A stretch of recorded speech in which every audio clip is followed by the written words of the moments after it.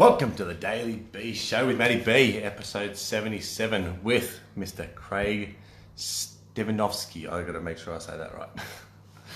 So, guys, Craig I met just recently through our mutual friend, Sam Lewis, and he is a juggernaut. We've had a really amazing conversation this morning. Got to know him. He's got an amazing backstory, author, businessman, public speaker.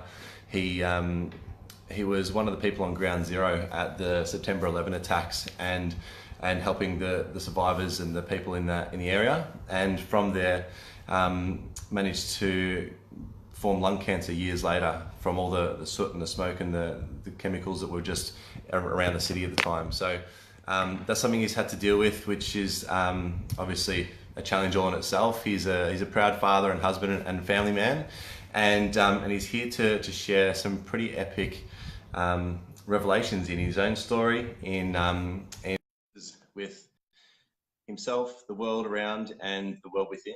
And I'm looking forward to having a good old chat with Mr. Craig. So let's get him on board and kick off. Hope everyone's having a good day. Thanks for joining us. Look at all you beautiful people jumping on. Hey, buddy. Hey, Matt, what's up? A whole lot, man. A whole lot. How are you? Doing all right. Trying to get my hair right. Yeah, man. Look, he's got a bit poking up at the side there. So, thanks for joining us. I've given you a little bit of an introduction, but for those that don't know you, could you give yourself a little bit of a rile up and an introduction and share with people who you are, where you're at, and what's going on at the moment? Sure. My name is Craig Sotkovsky. I'm out of Atlanta, Georgia. I am entrepreneur, author, speaker. Sorry, I'm getting my papers together. Getting tangled up. What am I doing? Coaching, mentoring, doing interviews. I got a book out. Everybody pays a vig. Yeah. What's going on in this book? The book is about my life. It is basically a book written so people understand that they're not alone going through their journey. I talk about my failures more than my successes because I believe that we learn in our failures more so than our successes. Go from trials and tribulations, man, the worst stuff that humans can do to each other, and just come out the other side with a smile, because that's what I think everybody needs to do, right? You can't live in that. You can't live in that disempowering story, which everybody likes to be comfortable in. And one of the things that I realized is I was really comfortable in that story. I was really comfortable in that woe's me. Why do things happen to me, right? And it wasn't until I just started to be like, why not me? Like things happen to everybody. So once I started embracing that and looking at life entirely different, I've had a bunch of ego deaths, more ego deaths than I like to remember. We were chatting about that. I think there's a stigma when it comes to psychedelics, right? Everybody thinks that it's all of this crazy stuff, and it's like, oh, you're a hippie, and it's like, what people are starting to realize, research is starting to show, is that shrooms, microdosing in LSD, DMT, ayahuasca ceremonies, peyote. It's actually one of the quickest ways of getting out of depression. Excuse me. Yeah. Because psychedelics do give you an ego death. It's like a cosmic bitch slap upside the head, right? Big time. And I share my story because I feel that people should not be walking around depressed, anxious. There's so much noise now in 2019. All this external stuff out here that people fall into, and they feel that, at least in my experience, people feel that they need to be somebody that they're not, right? Because it's social media.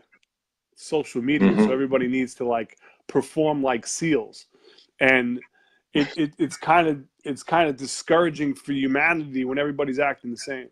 Everybody's taking those 60 pictures to get that one, right? Yeah, that's it. And One of the things we spoke about was that, I mean, you've always sort of been a pretty optimistic guy and just had an optimistic outlook on life for the most part, obviously throughout bouts of depression and things that come through. But can you paint a bit of a picture of where you were before your experiences with plant-based medicines and hallucinogenics, and some of the sort of traps that you found yourself in, or the traps that you found your ego really bought into before all that? Yeah, I was definitely a chest pumper, right? I had to be macho. I had to be the best at everything, right? And actually, looking back, I was kind of shitty at most things. So it was that ego thing. Like, you know, when it comes to the internet, everybody writes their own headlines, right? You have to write copy. I fell into a trap in actually believing my own headlines. And that was something that I see nowadays. People write really good copy and have really good websites and they got really good videos and all this stuff. And then they start to believe their own bullshit. And because it's an act, right? It's a persona, right? Yeah. So what I like to share with people is this is it, me right here. I used to be a pathological liar as businessman. I was, you know, did all of that shit, fell into the trappings of toys, houses, you know, everything you wanted in life. And I was depressed, like really depressed. I had a company that was basically my thesis on my life about financial literacy, right? And I'm a carpenter and a mason by background, and I became a depressed millionaire by fault. We had a couple hurricanes that literally knocked the shit out of our real estate portfolio in Florida. And from that, I learned about banking. From that, I learned about insurance industries. So I mastered all of that stuff, but I didn't master myself. So I found myself on stage, you know, convention centers and big hotels, speaking about financial literacy and all. And I was depressed because it was a subject that I wasn't really, I don't know, I wasn't comfortable with, right? But I fell into that trap. I fell into that, you know, I gotta be the best at this, right? So I have to outperform the rest of the SEALs. And where do you feel that came from? I'm sorry? Where do you feel that came from?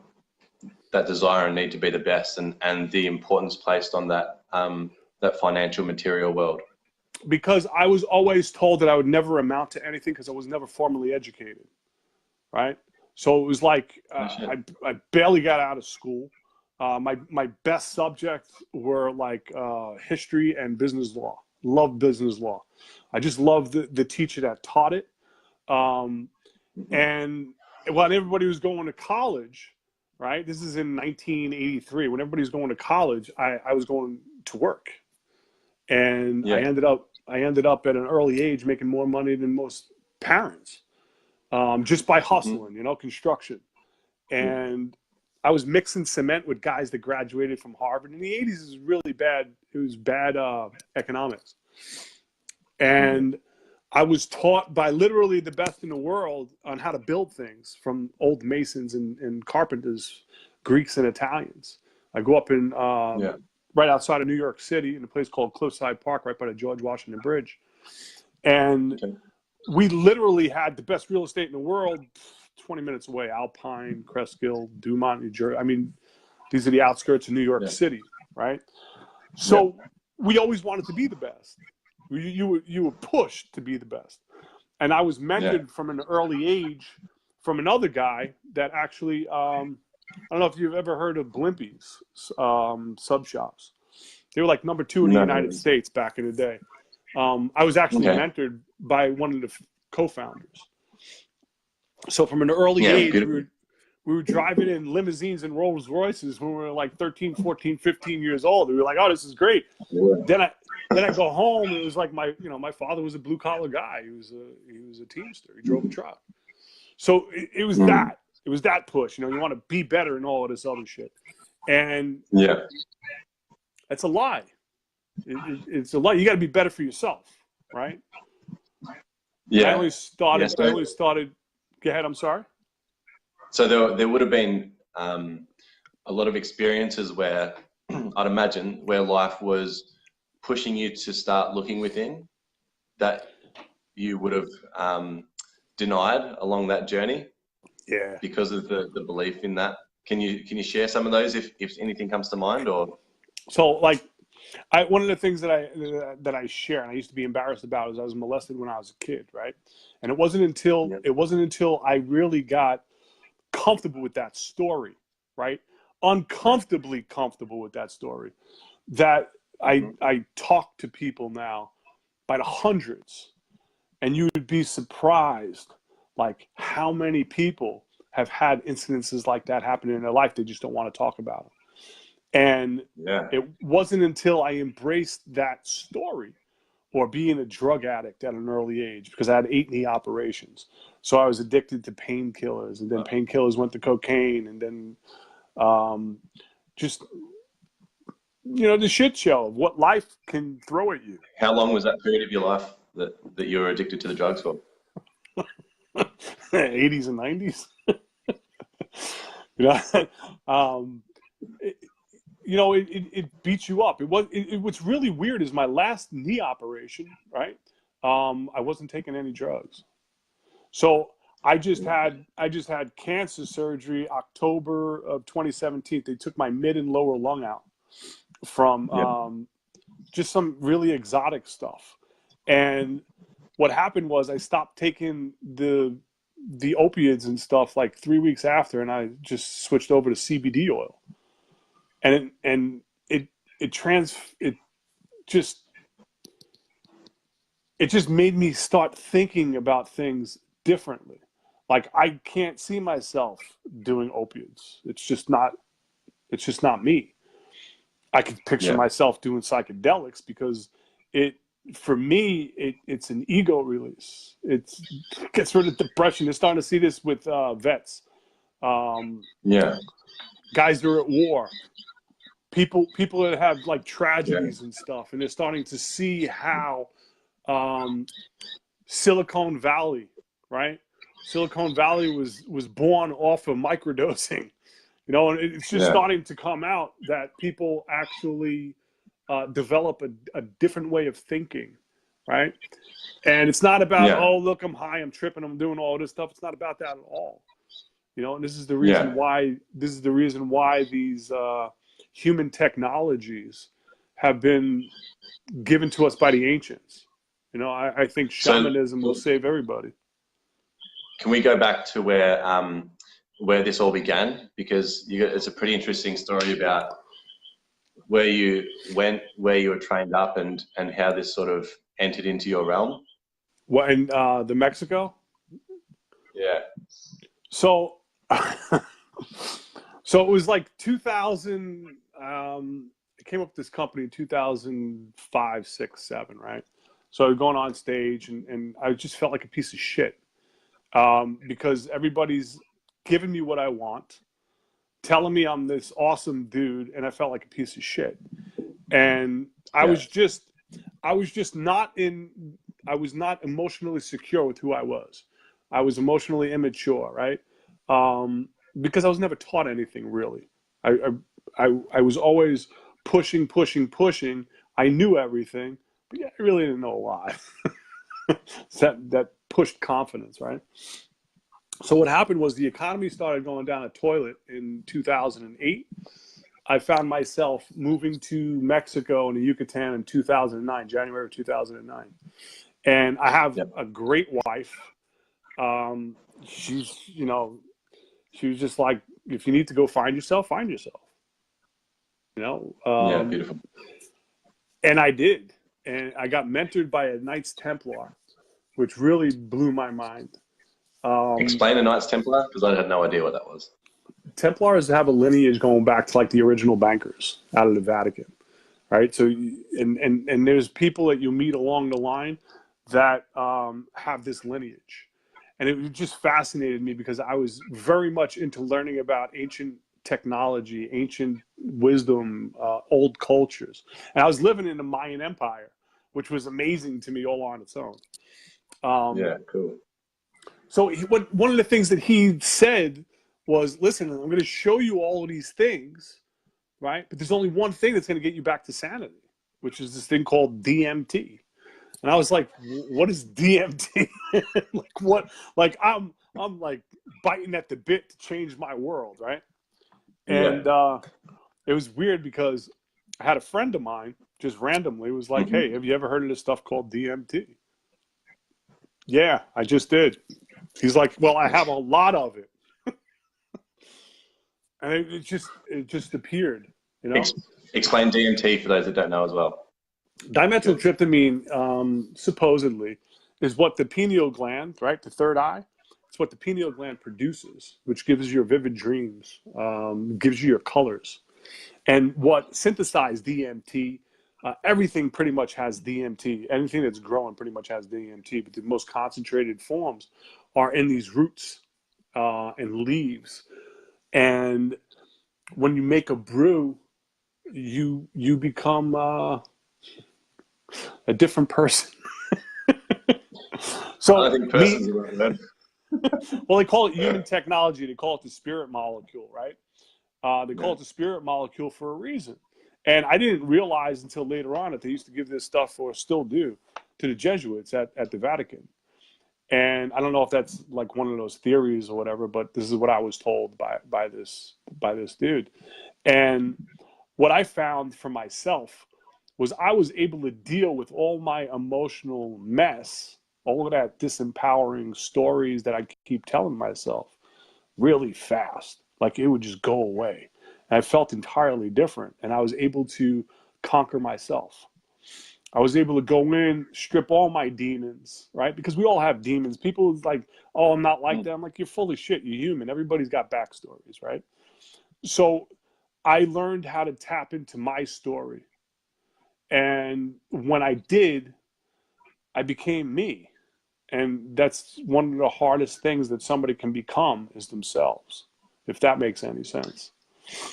Well, with the limitations of this language that we're speaking, can you try to explain that in as many words as possible and what that means for you?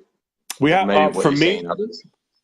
for me, what I do with humans, right, is I listen to stories and I study body language.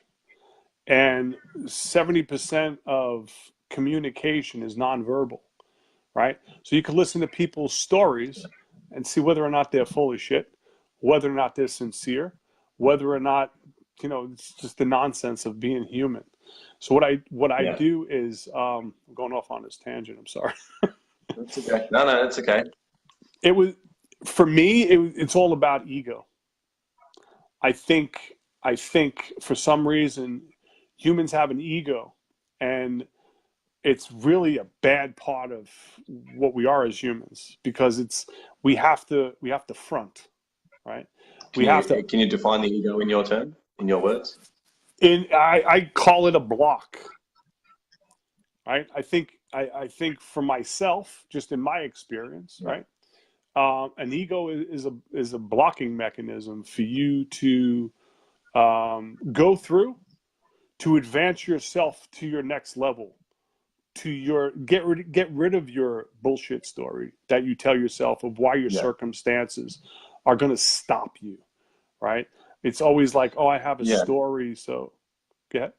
So would you say that the ego isn't this one sort of entity within us, but it's more so explained as like a process? And so for each level that we evolve, there's an ego that's a part of that level that is the block to get to the next stage in that evolution. And then you have to keep dying. You know, at this next level, you get to this next level, and how am I going to grow? Oh, you know what? I don't know everything. I need to learn more. I got to die all over again. And just keep going. Creation and destruction, birth and rebirth, death and rebirth, like that constant cycle. Constant. Because if we're not growing, we're dying, right? Yeah. So I am always learning. I'm no longer. And if we're dying, we're growing. And if we're dying, we're growing. That's the oxymoron, right? And, you know, it is, man, because it's like you can get so deep with thoughts, right? Like I show my daughter all the time. I'm like, when you could meditate, or if you could just sit in silence, right? Yeah. In the morning, your day can turn out entirely different than if you just woke up and just walked into your day for 10 minutes. For 10 minutes, right?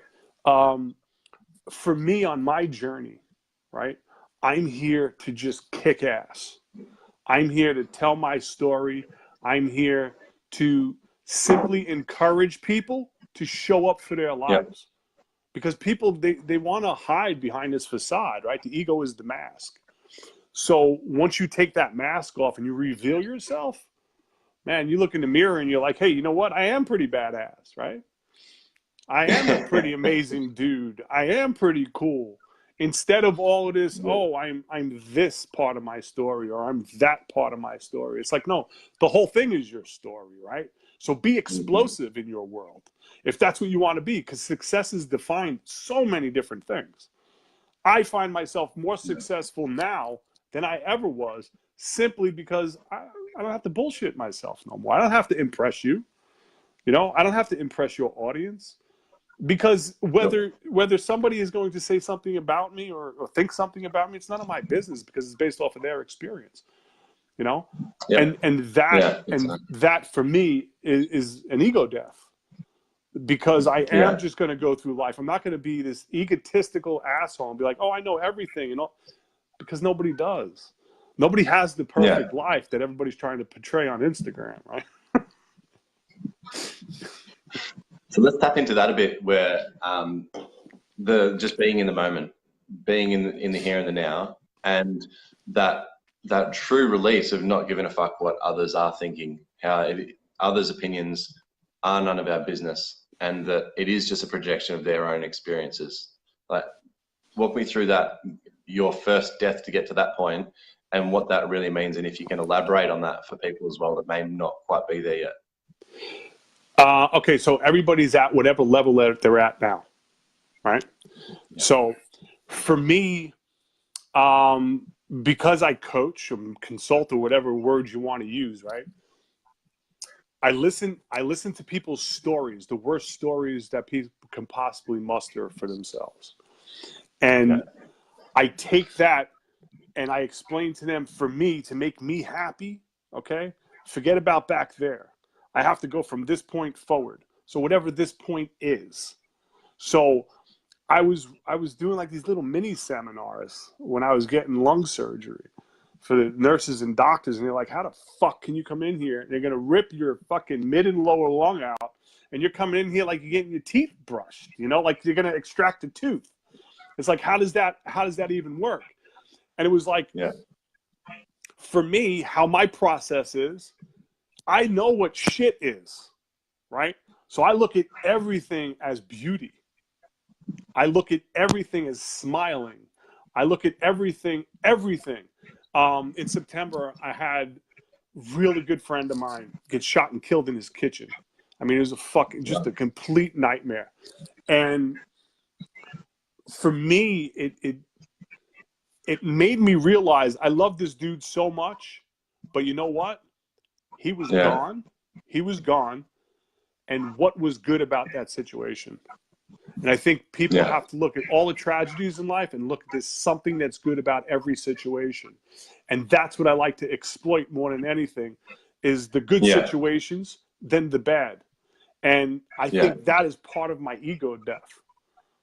I really do, because I'm empathetic. My empathy is my superpower. So one of the things that I've found myself sort of maybe tiptoeing around or just still figuring out is how to hold that space within myself and be true to myself, yet be empathetic in front of people that aren't at that level yet, because people expect the tears and the pats on the back and the despair and the depression from certain experiences. And if they don't see that in others, it sort of comes across as disrespectful or lacking empathy or lacking care, when really it is just like that equilibrated view of the whole experience and that balanced understanding and seeing the beauty in the whole bigger picture. But do you recognize at the start of this this new rebirth into this mindset, the challenge of communicating with others that are still not there yet? No, I'll tell you why. I'm the type of guy that I'm not going to lie to you, okay? Because I think Yeah. once you start lying to people, you could pick up on people's bullshit, right? So what I'm going to do with clients, friends, whatever, is I'm going to rip those fucking Band-Aids that you have all over you, and I'm going to open up your wounds, right? Because it's the only way that you're going to deal with your shit. You can bury shit, Yeah. whatever you want for as long as you want, but it will creep up if you haven't dealt with it. Just in my experience, right? So Yeah. I'm not for everybody. I'm like this fucking mental extremist. I know that, okay? And people have asked me, like, what's the hardest job I think people can have? And I was like, the hardest job is being my wife and my daughter, because I am this mental case, right? But I'm a mental case with love and gratitude and understand abundance, because if I'm not pushing you off the fucking cliff mentally, right? I'm not doing my human job. And people find that offensive. People find, and it's like, you know what? If you find it offensive, you're not there yet. Keep moving. Yeah. Right? Sometimes in this life, we got to walk over the bodies, because you're not going to save everybody. And unfortunately, there are people like, I won't just work with the masses. I can't. For the simple reason that I'm not going to waste my time. That's the greatest commodity that I have, right? And one of these gurus, Jim Rohn, a long time ago, I heard him say, if you educate an idiot, you're going to end up with an educated idiot. And I think that's true. If people if people aren't ready to meet themselves, right? Because you have to really deep dive into your mindset to find out what your problems are, right? And that's hard. That's hard. And then face them when you find them. Honestly, it's brutal. Honestly, face them. It is brutal than any physical challenge. But then what happens is you cross over into a different world for yourself, because nobody can hold anything against you, especially yourself. And that's what I try, or I believe I get across to other people, is if you're not willing to look at yourself and seriously break your shit down so you understand who you are. If people understood their human nature, just who they were as humans, they would never have a self-doubt, disempowering thought ever again. I mean, because you have to think about it logically, right? I listen to people, that guy's 1 in a million. I'm like, that's fucking mediocre thinking at best, because there's 7.5 people on planet Earth. So if you think you're 1 in a million, you need a different mindset, first and foremost. You beat a 400 sperm cell to become uniquely you. Get on the fucking program. Show up for your life, because people aren't, right?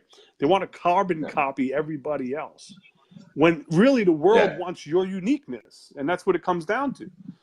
And this is why people are so miserable, because they're comparing themselves to other people.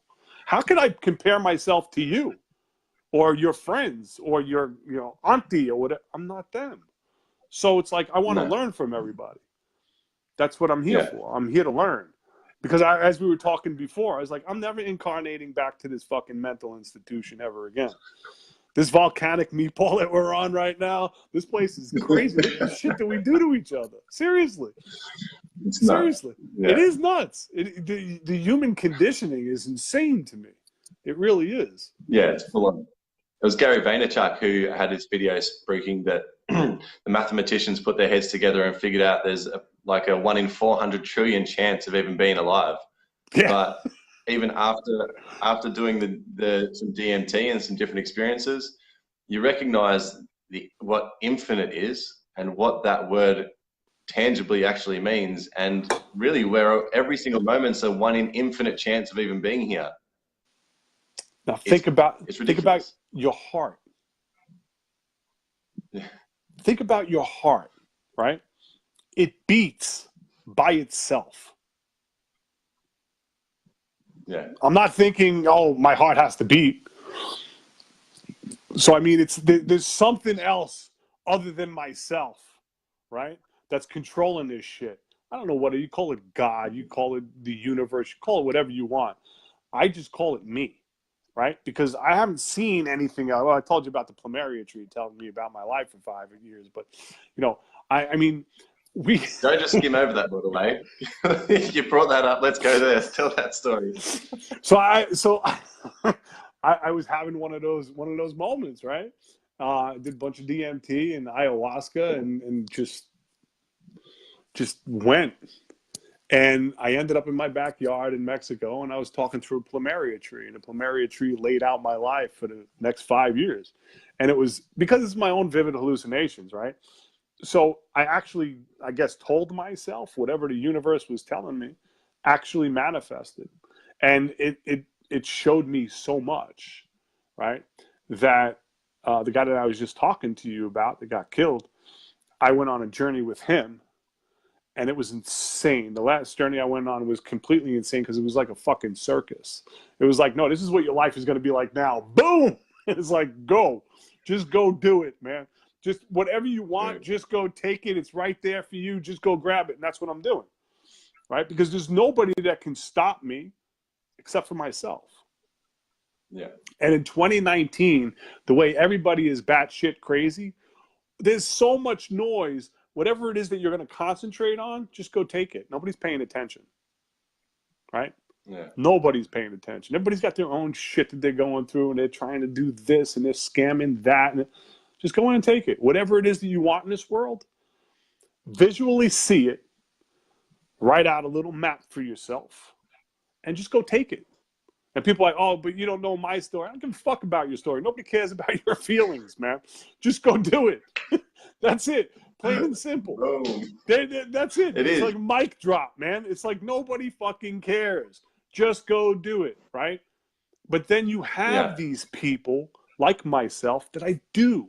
I honestly do. When I ask you, how was your day, right? I fucking want to know. But that being said, I've learned from the masters, okay, that I don't want to know about your whole day. I want to know about the best part of your day.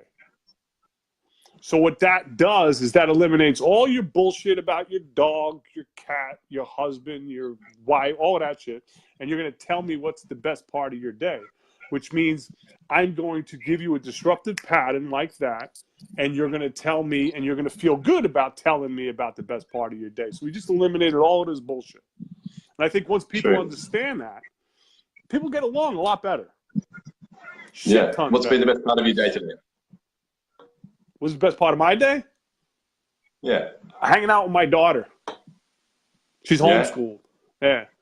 Yeah, listening to her and my wife bicker because they're not, it's not me involved. Right. Yeah. My daughter will be like, oh, mommy said this. Well, suck it up because mommy didn't say that to me. I love it. I love it. So, brother, share with me this journey of the cancer journey that you went on, where it came from, because this is a part of the noise that people cling to, the news stories that get blasted all over the place. But just briefly about the actual how it came about, but then I want to get into, like you said, how you keep that smile on your face, like the people were asking in the hospital. So like I grew up with a mom, right, that was sick ever since I was a little kid. Like from my I'd say my early teens to like when I was 30. And I watched her, right? I watched her take shitload of drugs, get all of these tests done, ended up with like all kinds of surgeries and all of this shit. And she used to smile all the time, right? And I found out, like, I've had 8 knee operations. I almost lost my arm in a construction accident. I've broken bones, like all the shit that you go through in construction. And I found out I had cancer after being sick for like 5 years. Nobody knew what was wrong with me. I just knew there was something definitely wrong because I had so much pain. And I'd go to the hospital and I'd have pneumonia and pleurisy almost every few months for like 4 or 5 years. And what pleurisy does is it's liquid around the lungs and it constricts your lungs. It's painful as all get out. And every time I would go to the doctor, they'd be like, you just got pneumonia again. You got pneumonia. And it wasn't until I think it was 2017, I got really sick. And went to this one doctor, and he was just like, you know, he's reading all my charts and stuff, and he's like, hey, you know, I keep seeing this pattern all the time, right? Have you ever been exposed to anything like exotic, like anything crazy? And I was like, I was a volunteer responder at Ground Zero, 9/11, and his face just like lit up, and he put me through a whole bunch of different tests, and they found out that I had a carcinoid tumor between my my upper lung and my mid lung. And for my 52nd birthday, I was being wheeled in for my first procedure. Full on. I went to my, you know, I went to the doctor, and I just needed to, like, I've always been into meditation. I've always been into, like, you know, fucking with my head, right? But not at the level that psychedelics does. So when I went into the doctor's office and I sat down with him, he's my surgeon. And I just needed to ask him, like, is this shit gonna hurt? Because the worst thing you could do is Google this stuff, right? Yeah. Yeah, you don't want to Google anything when it comes to medical stuff, right? Because you're just dead in 20 minutes anyway. And he just looked at me. He just looked at me, and he had this smile on his face, like this smirk, right? So I just asked him, I was like, is this shit gonna hurt? And he just smirked, and he was like, yeah, a lot. And I was just like, fuck, okay. That's all I needed. That's all I needed to know, though. Okay, like this is gonna fucking hurt. Okay, so what do I do? So I just started really meditating. I started really tapping into the things that I have learned, right? And then I was just like, okay, well, if they're gonna rip this shit out, what's my prognosis? And they were like, well, we're gonna rip this stuff out, and you'll be good. Okay. So if that's the case, it is like going to get your teeth done. Rip the shit out. Rip it out. Now, in hindsight, it's a year and a half later, right? I have neuropathy. I have rib pain, like, you know, 24 hours a day, 7 days a week. And now mentally, I'm on point 24/7. I have to be. I do walking meditations, sitting meditations. I'm meditating now as I'm speaking to you, just because I have to deflect the fucking physical pain, right? Yeah. And you can do that here. You really can. And it sounds like bullshit, but if you do something 24 hours a day, 7 days a week, and you're on, and do you get burnt out? Yeah, for about 20 minutes, and then you start all over again. Because this is life. This is the life that I have. My life is entirely different than everybody else's. That being said, my life is entirely different than that guy that's going through chemo right now, or that person that just lost their legs to diabetes, or, you know what I mean? Everybody's got a fucking story. So I believe that I'm here to just push people mentally. Just keep going. Whatever it is, just keep going. And I think that's... What's the difference between having that strong mental attitude and the people that you see around you that don't? I try not to have people around me that don't. The strongest person I've ever met in my life is my wife. Hands down. And she's like 5 foot. And she's phenomenal. Like, mentally, that girl is just one of the toughest fucking people on earth. Really. And now I see my daughter, she's getting it too, because my wife's tough. I'm a maniac. And my daughter, I mean, she's influenced by us because we chose to actually raise her. True. You know, it works for us. It doesn't work for everybody. You know? I showed you my house. That's our shit. That's my that's what it is, 24/7. It's writing stuff, it's listening to stuff, it's filming things. It's just who we are. You know, I want to get to my next level. What is that? Man, I have no idea, but it scares the shit out of me every day. So what is the challenge or the ego that you recognize at this level where you're at that you're facing to let go of and kill off? That I wasn't good enough. That I wasn't like people are like, hey, you know what? You're at like this level, and I'm like, really? Yeah, I'm just a knucklehead from New Jersey.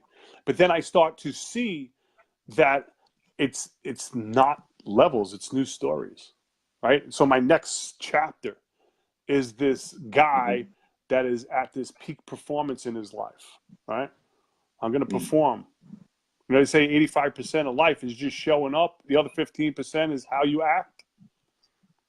I'm going for an Academy Award now. I'm showing up, you know? I'm just going to be me, you know, unapologetically. Unapologetically, man. I love it. So going back to the story after the doc said this is going to hurt. It did fucking hurt, right? So like, you can't make this shit up, right? So I was on a table for 9 hours. I was on an operating table for 9 hours, right? So I was laid out. I was laid out on this table for 9 hours. It took me 7 months to get rid of the palsy that was in my arm because my arm was laid out in a way where it was just sitting on a nerve. So for 7 months after, I was trying to pick up my arm and the shit just wouldn't work. It was the craziest, one of the craziest things. My ribs, like the physical pain was just completely ridiculous. Still is to this day, but it's something to push off. Me now. I saw the pictures of the ribs and the keyholes that didn't look like keyholes. They looked like it's like you went through with fucking swords, man. If you Google VAT surgery, right? It's a VAT surgery, VAT, and it was like I don't know. It's hard to explain. It really is. I love Aikido. I'm an Aikidoist, and I haven't been doing Aikido in 5 years because I was sick. I didn't know I was sick, which was even crazier. So I mind fucked myself, right? Because I had all of these things that I was going to get. I was getting older, and this is what it feels like. And I'd be telling my wife, "You got all this crazy pain. It's nuts. It really is." I don't know if I answered your question because I just went on another fucking rant. That's all right. Just trust that what's coming up is meant to come up.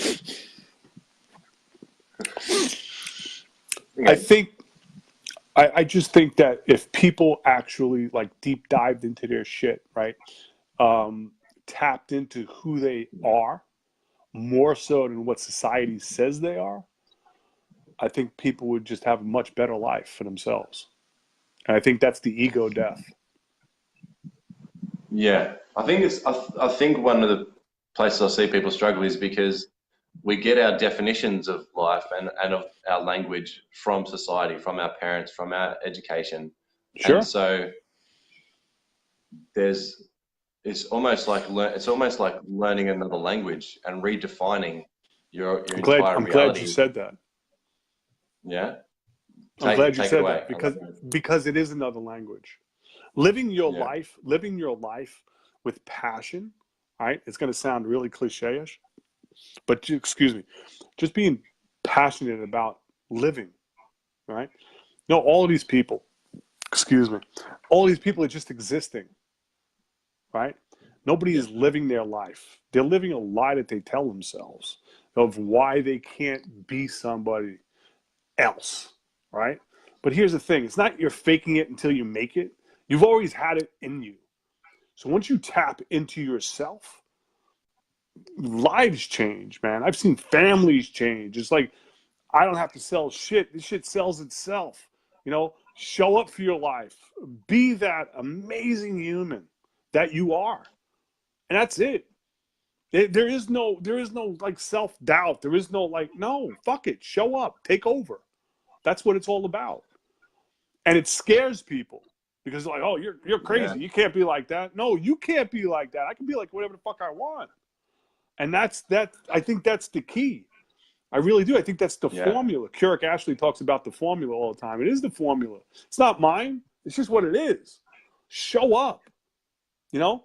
Actually be that person that you want to be. If you want to be a multimillionaire, be that shit now.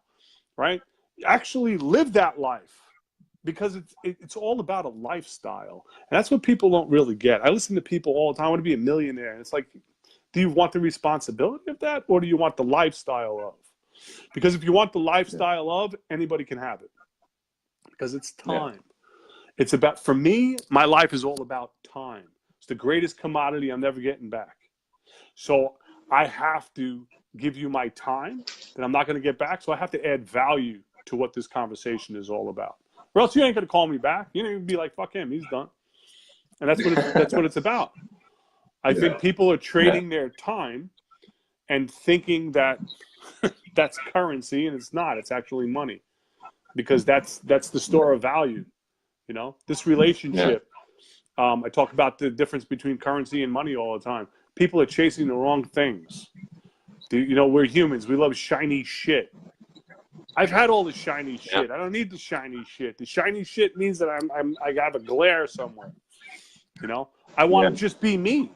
I want to have all the time in the world to raise my kid, hang out with my wife until my wife gets pissed off that I've been with her too long. Then she sends me away someplace. I love it. It's a good goal. I think so. I think when you show up for your life, your whole world will change. You know, people want to change the world. Go ahead. Sorry. Actually, finish that thought. People want to change the world, and they have to change themselves first. Then their external world will change. Well, that's the symptom, isn't it? Like, you can't. Changing yourself is changing the world. Exactly, it's changing your world and the way you view things. Like I used to be so fucking cynical. I like the fucking government, the banks, all of this shit. Okay, well, I already know that's a con job, right? I already know, so I don't even participate in that shit. Like, why would people participate in shit that they don't like? That drives me crazy more than anything. Like, you listen to people and you listen to their stories, and like, it's always self-defeating. It's this non-self-love that we have for ourselves. We have a self-love issue. It's kind of like, oh, I can't, because I was a little kid and something happened, so I'm a fuck up. It's like, no, you were a little kid, you're a fuck up now because you haven't changed your mindset about what happened a long time ago. Listen, you know, people in their 40s and 50s are still complaining about their mother and father. Get over it. So true. Can you marry up for me where that the crossover between just being yourself, being in this moment, and future pacing, setting goals, and actually journeying on a path with a vision of the future? Okay, I've mastered my rituals to where I wake up and I'm just glad I did, right? I write things down now because I know I'll forget them. So I write my goals out, realistic goals. I'm not like, I want to make $20 million by fucking April 15th. Yeah, it's nice and everything. That's called hitting the lotto. And if you have the lotto mentality, you're never going to work at yourself, right? You're always going to wish upon things. For me, you know, just creating the strategy, right? I think most people are playing checkers when you should be playing chess, because life is a masterful game. And once you master yourself, game's pretty easy. You know, and for me, that's what it is. It's about learning every day. How do I master myself and keep moving forward? And then by doing that, bringing people with me. And that's what I think my contribution to the world is because I'm changing my world every day, right? So my world is changing. And my external world is changing because the beauty of my inside world has changed.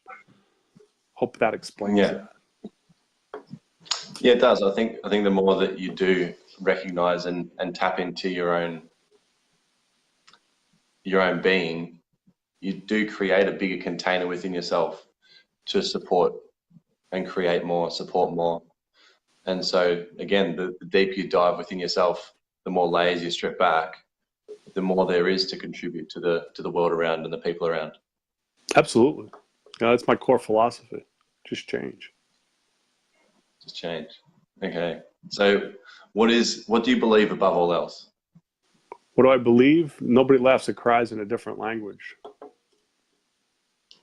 Nobody laughs or cries in a different language. That's awesome. That's it, man. Everybody's going through some shit now. Like, realistically. Yeah. We're all going through something. Look at the stupid shit that we do to each other. I mean, it's ridiculous. We're all fucking humans. Yeah. Well, some people, they act like they're not, but What's one of your favorite ways of expressing yourself? One of my favorite ways of expressing myself, just being batshit crazy. Like so one of my favorite things when I'm speaking with somebody and I know is really religious, right? I'll always ask them if they believe in aliens. And you'll watch their face and it's like, no, aliens, that's crazy shit, you know? You can't see that. I'll be like, oh, okay, so are you a religious person? And they're like, oh yeah. I was like, you see the irony in that? Like, what do you see? Who do you see? Like, what are you expressing exactly? You know, I think we're all aliens, man. I think we're light seeking a human experience, and it scares people. Life scares people. It really does.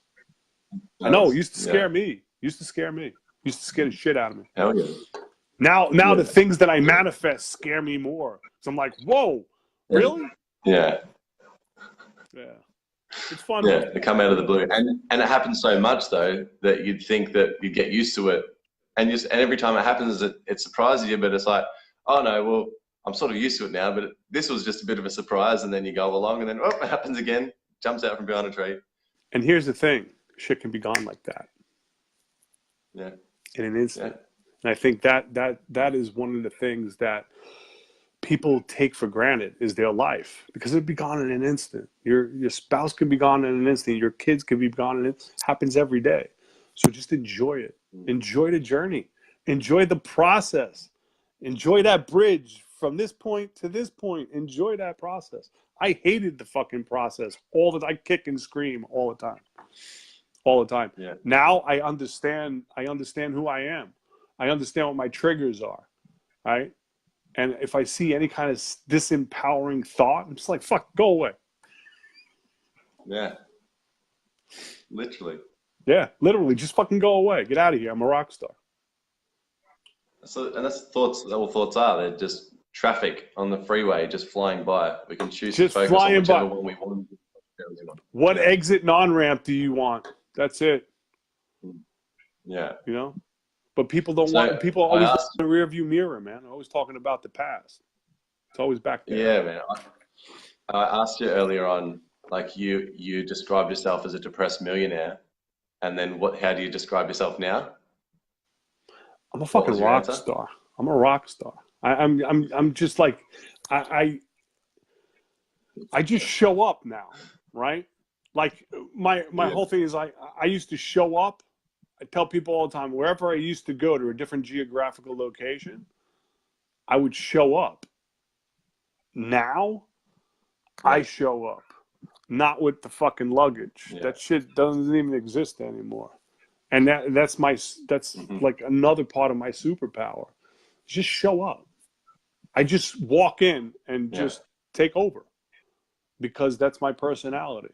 And I'm not trying to be an asshole about it, but if you're not going to, fuck it, I am. And I think that's how people get over their shit. Just walk in, take it. And if you're not going to take it, somebody else will. And that's just the way life is. So would you say you run purely on intuition and instinct within the moment? I would say off of experience. Like, I've put myself in so many experiences that my intuition, right? People's body language. If you see somebody walking down the street, hypothetically, with a fucking gas can filled, and they're spraying that shit out, and they're walking with a cigarette, eventually they're going to blow up, right? It's the easiest way that I can express that.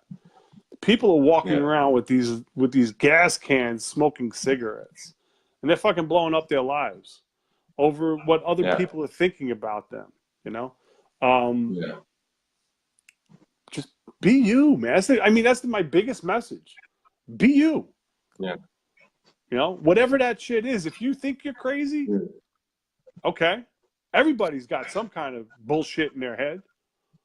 Nobody, you know, we're all these unique creatures based off our experience. Just experience life. How many people do you know that are just paralyzed with fear over everything? They're just paralyzed all the time. I can't do this, I can't do that, I can't. You know what? You're right. If you think you can't, you're absolutely right. You can't. No? Yeah. But what if you did? What if you did? One of the conversations that's been coming up lately and that I've had a few times recently is that people, when we think of the future, a lot of the people in that state of fear and anxiety are thinking about the negatives of the future or potential things that will mess up or why things won't work, or trying to think realistically. But essentially, it's all crazy thought anyway, because there's no such thing as a future. It's not there until It's a theory. this is all we've got right here. So you might as well think crazy big and think crazy good, because what the fuck else are you going to do? Just think mediocre or think negatively.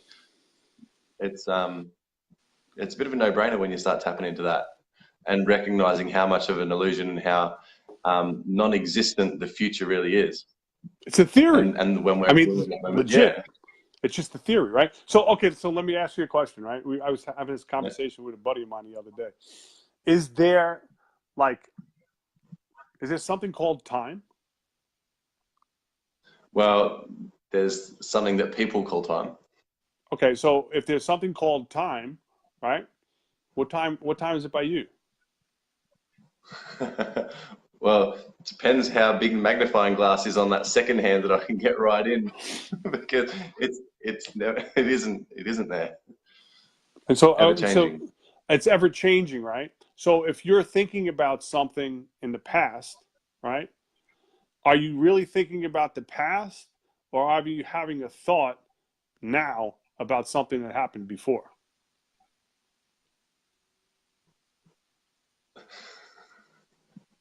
I'm thinking about the past and thinking about something now. Because aren't you thinking about it now in the present?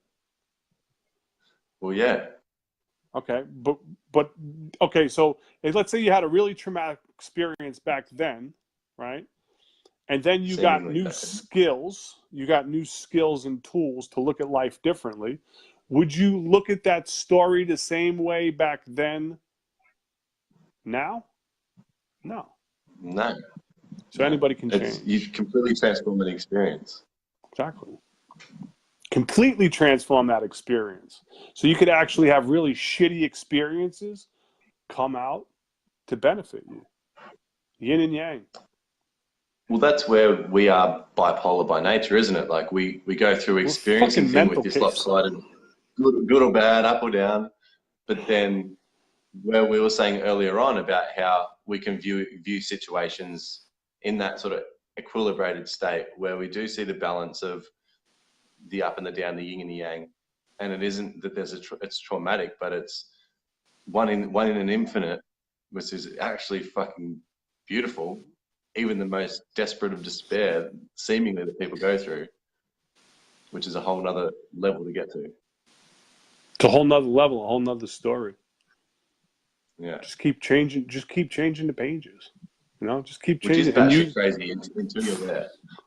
Batshit crazy is the best place to be. People walk out of your people get out of your way. You know? Yeah, they do. I'm one of those. Yeah, I'm one of those guys that gets introduced with a fucking warning. It's like, you know, yeah. You're gonna meet this guy, but you never know what's gonna come out of his mouth. That's pretty cool. I like that. Well, I think it's either they get the fuck out of the way really quick, or they latch on really tight. That's when you know they're crazy too. Yeah, that's the circle. That's the circle I want to be. Exactly. This is my people. Yeah, absolutely. Awesome, man. So you've delivered a lot of messages. You've delivered a lot of value, and thank you so much for joining me. And I'm really looking forward to catching up with you and going on a journey with you when I get to Atlanta. And joining thanks for you the on stage. opportunity. Oh, bro, my absolute pleasure. So the Hippiepreneur Businesses with Soul Summit is what I'll be traveling around the States with throughout the year. The Hippiepreneur? And, yeah, that's the one. So just collaborating, man, with like-minded people, the latchers, the ones that are here for the ride and equally as batshit crazy. So if there's anyone watching or anyone that you know or anyone that comes on the replay that is knows potential speakers that might want to join us on the journey, businesses that might want to advertise, we're going to have billboards on the side of our camper vans traveling around, mobile billboards. So any advertisers interested in that, reach out. Or anyone that wants to volunteer or join us at the events, reach out as well. But that's just sort of in the back end work at the moment, just planting a few seeds. But man, definitely Nice. cruise down and love to join you on stage. And yeah, looking forward to seeing where this is going. But is there something that is at the top of your mind that you'd like to deliver, or just last sort of word of wisdom or passing message for the audience that you'd like to pass on? Just be yourself, man. Everybody else is full of shit. That's it. Daily be. The daily Just be. Yeah, when I saw that, I was like, just be. Yeah, absolutely. But yeah, Can I tell you what it stands for? I appreciate it. Huh. Believe in yourself, express yourself authentically, and evolve consciously. There you go. The daily be. That's the formula. I like that. It is the Yeah, formula. It really is. It's not mine. It's not yours. It's just the formula. That's it. Thanks for joining, guys. Love it. I had a lot of fun, man. Greatly Thank you so much. appreciate it.